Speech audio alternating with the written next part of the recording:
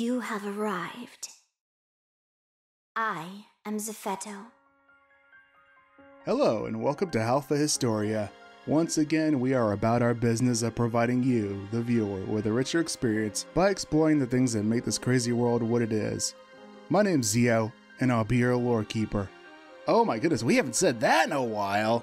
Just as a heads up, we will be crossing into major spoiler territory. Zephetto dropped several major bombshells about our world, but our convo was cut short when a starless vanguard rolled up. Our heroes have settled into their new roles as these fiends make their way across Halpha. It seems the research folks hit pay dirt while exploring Leciel, and Pharia wants to see us. We head over to the command room to meet up with Pharia, who seems a little off. Zephetto borrows Pharia's body and bids us meet him at this newly discovered locale, which was dubbed the Nameless City. Wait a minute, haven't we seen this sort of thing before? Oh yeah, that's right, but the circumstances were a bit different. So we make our way over there and Pharia joins us, sporting some new threads. This city looks awfully pristine for being completely empty.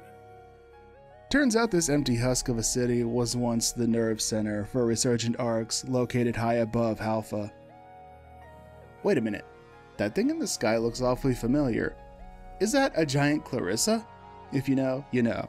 There's a third dialogue option at some point, which has a little treat for those who have completed their journey across the 6 episodes of the original PSO2. As we punch our way through the cityscape, Pharia tells us that both the formers and the altars were made based on creatures encountered during Oracle's days, and of course the dolls were modeled after the starless.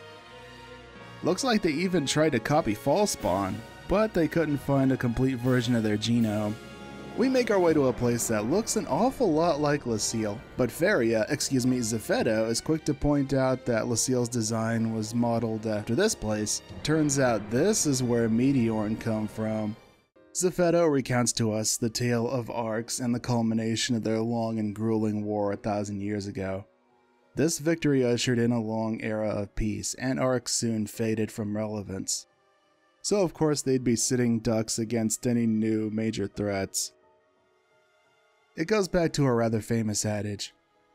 Bad times create strong men create good times create weak men create bad times.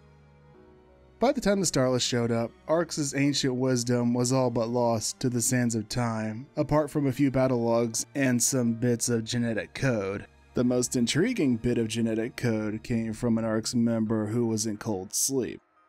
Rousing this ancient warrior from their icy slumber proved to be a fool's errand, as the security was much too tight. So they did the next best thing with what they had to work with, and eventually went on to create what would come to be known as 909. Resurgent Arcs started out with around 100,000 members. They played Frankenstein with the first generation and the old genetic material, which produced some catastrophic results. Their bodies couldn't handle the sudden influx of photons, and the majority of them died off.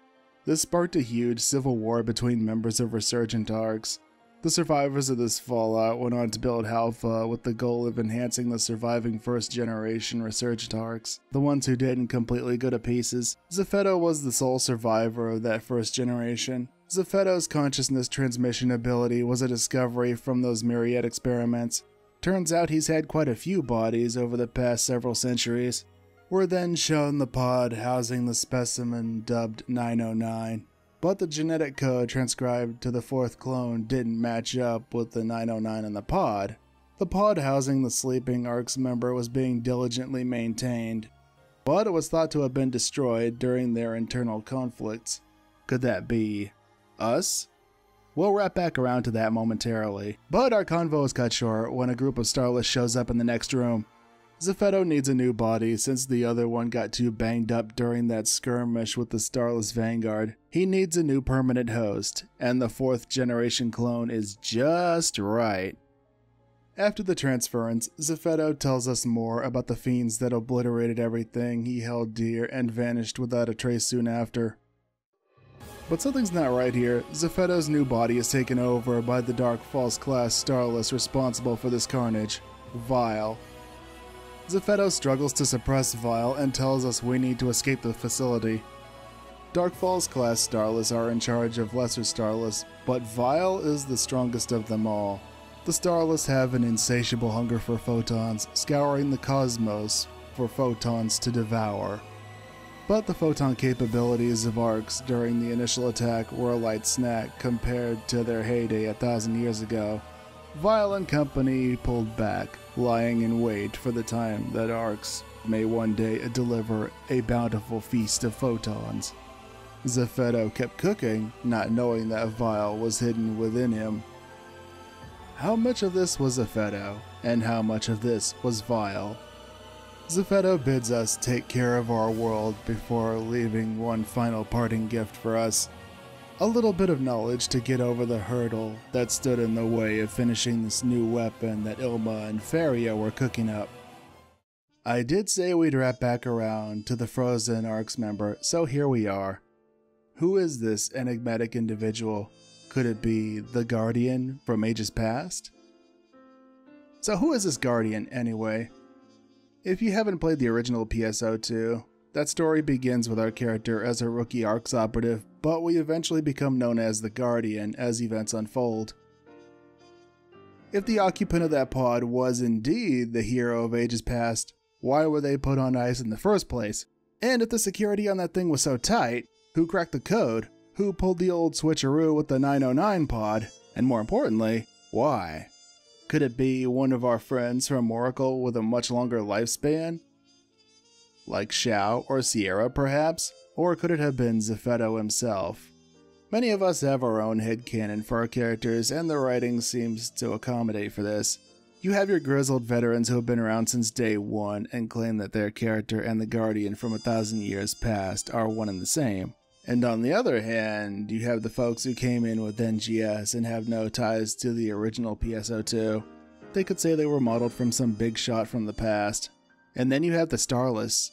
If these guys were so hungry for photons, where were they before?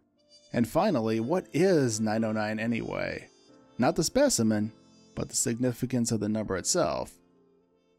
The idea stems from what are called angel numbers, which are repeating sequences of numbers that seem to appear everywhere. 909 is said to be a call of action, pushing people towards their goals. This actually seems fitting here. The stage is set. Is this Vile about to bite off more than he could possibly chew? If you enjoyed this, well, you know what to do. As always, thanks for watching. I hope you have a blessed day. And remember, to thine own self be true. Until next time, farewell.